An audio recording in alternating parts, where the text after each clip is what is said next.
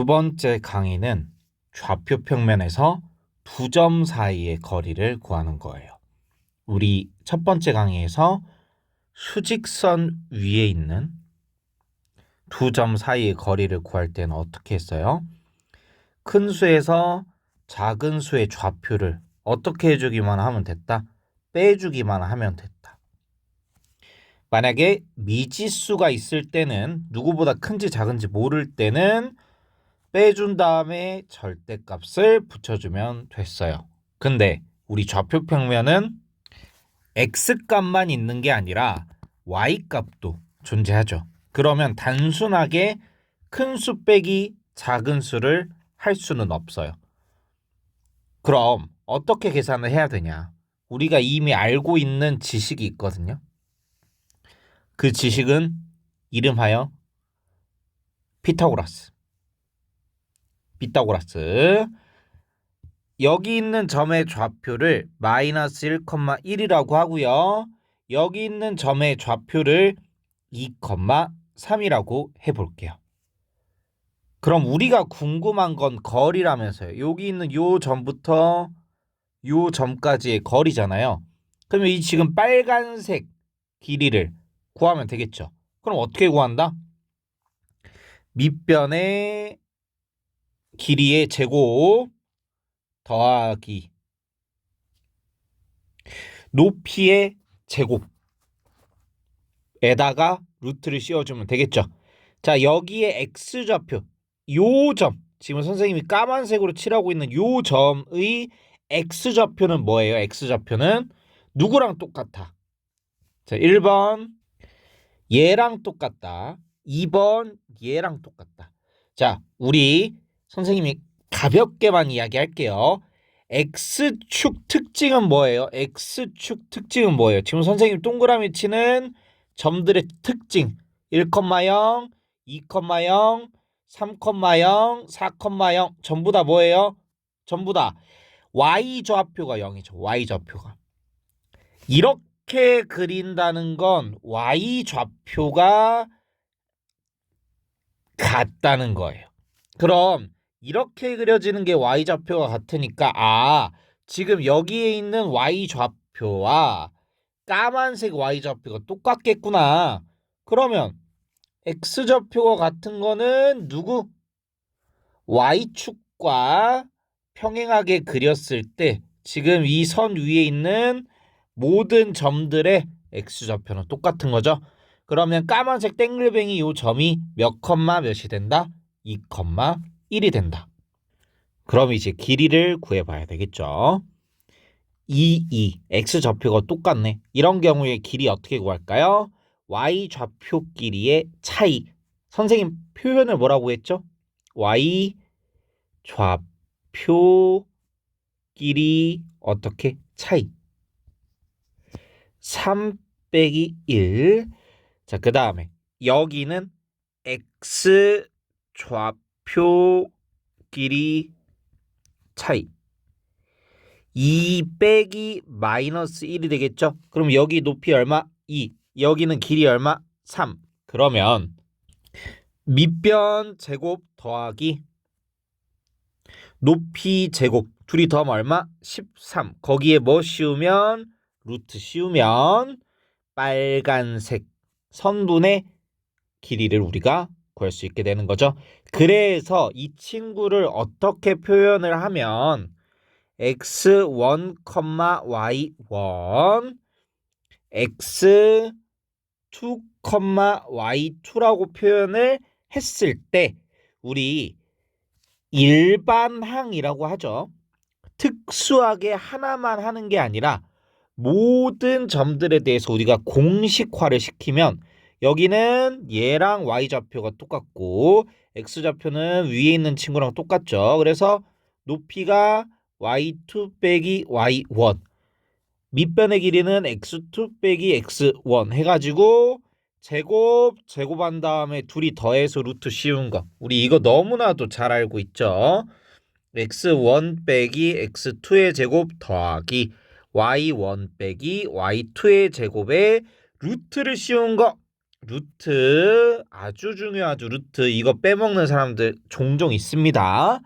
루트 쉬운 거. 이거 결국에 뭘 활용한 거예요? 피타고라스 활용할 거예요. 근데 여러분들이 공식을 너무 외울 때 이 형태에만 집중하면 안 돼. 우리가 왜 이렇게 할 수 있는지를 여러분들이 명확하게 알아야 되는데 근데 이렇게 해도 된다는 걸 모르는 사람이 많아요.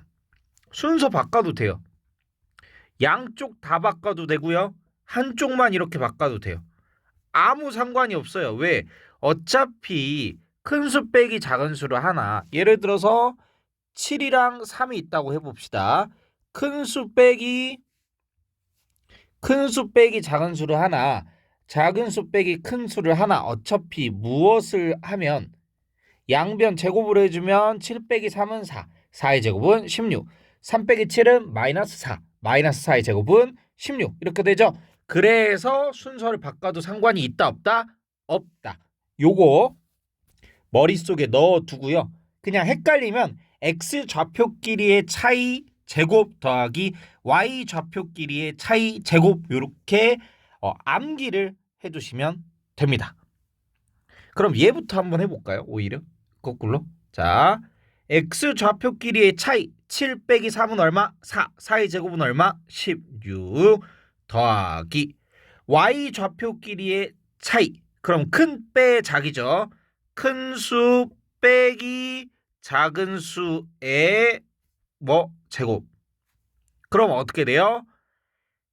마이너스끼리 만나서 여기가 플러스 4가 되니까 마이너스 1 더하기 4는 3. 3의 제곱은 9 해서 16 더하기 9 하면 얼마예요? 25죠. 이렇게 쓰면 된다 안 된다? 안 된다. 왜? 두 점 사이의 거리 구할 때는 반드시 무엇을 써줘야 된다? 루트를 써줘야 된다. 그럼 루트 25는 얼마니까? 5니까 정답이 5가 되는 거예요.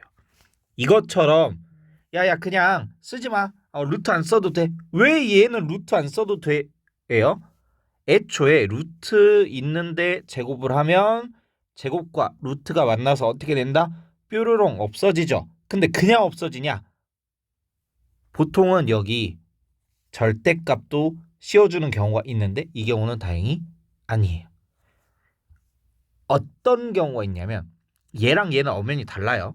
그냥 짧게만 얘기할게요. 얘는 절대값 안 붙여도 돼. 왜?